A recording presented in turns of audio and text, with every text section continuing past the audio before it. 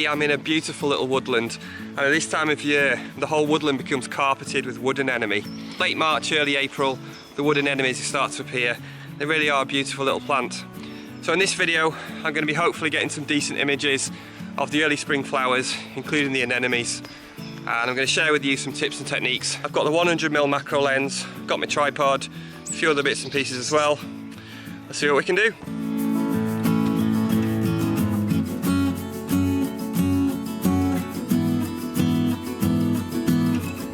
The light is absolutely perfect at the moment, so it's really soft. What you don't want is bright sunlight for flowers and close-up photography. It just destroys all the detail. So it's really nice and diffused, pretty much an even layer of cloud cover. That's creating really nice soft light, perfect for what I want. Often the difficulty is finding a decent patch of flowers. I found quite a good clump here, and the good thing is they're right next to the path, so I can get very close to them.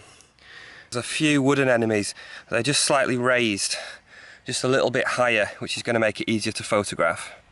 And I've got a nice clump here of 3. Of course you have to be really careful with the condition of the flower. There's one there that's in really poor condition, so I don't want to shoot that. So I'm putting on the 100mm macro lens, really good piece of kit. And what I'm going to do first is actually hand hold, so before I get the tripod involved. So what I've got to do is just get down really low, find a composition. So down here amongst the flowers I'm going to get a much better angle.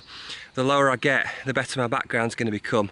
The background's going to become more out of focus.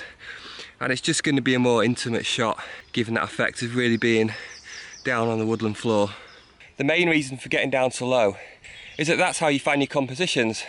When you're above it, you can't see what you're going to be photographing. It's almost like another world. When you get down low and start searching through the viewfinder, that's why you'll start to see the compositions appearing. So this one flower here is definitely working well. It's just standing up above the others, allowing me to isolate it and make a very simple composition.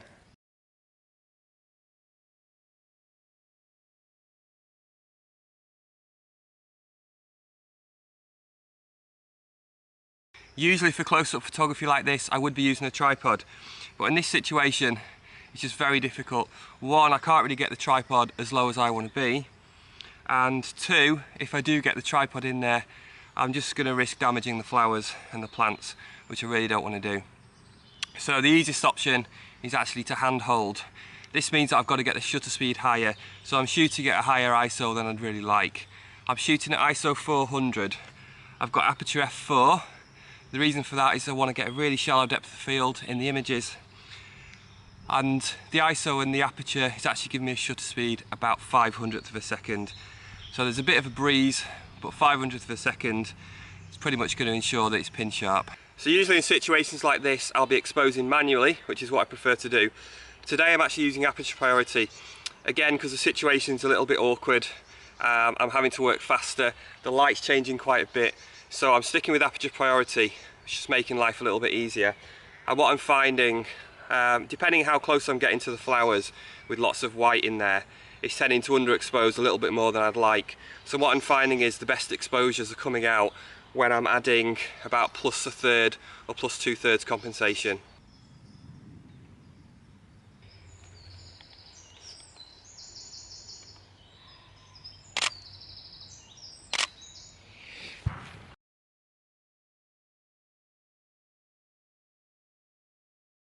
It's always good to look for variety. So I've come to another little spot which I found on the way up.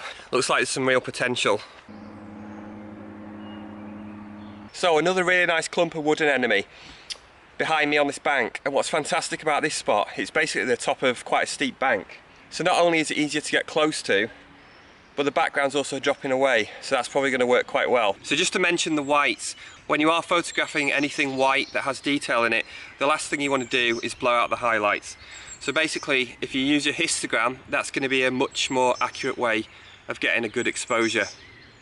So if you look at the end of the histogram, the right hand side, what you don't want is that to be off your graph, completely off the end. That means you've lost information, the picture's going to be overexposed.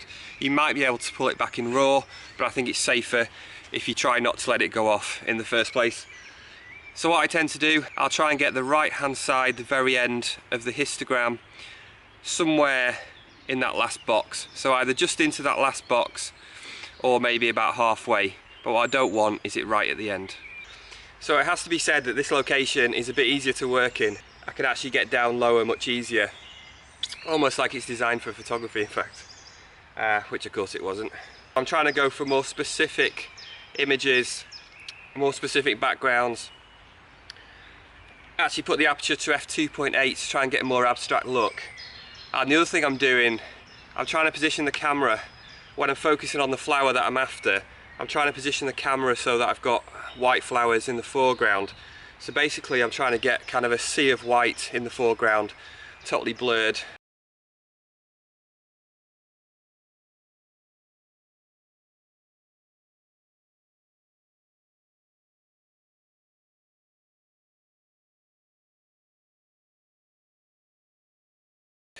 And also, you always want to be on the lookout for natural compositions.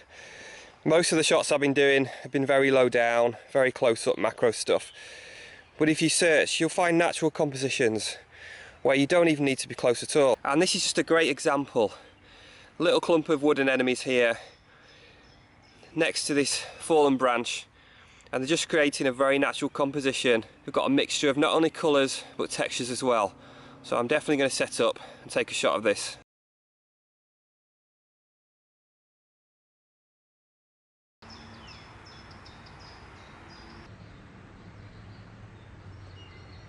Thanks for watching the video. I hope you learnt a few tips there on flower and macro photography. If you are going to do that, I would get a bit better kitted out than I was today. Didn't expect it to be so wet, get so cold and muddy. If you haven't clicked on subscribe, please click on subscribe and to see more videos. We really appreciate any likes on this video and any comments. Feel free to ask me a question. Whether it's about technique or equipment or anything in nature, and I'll see you next time for another video.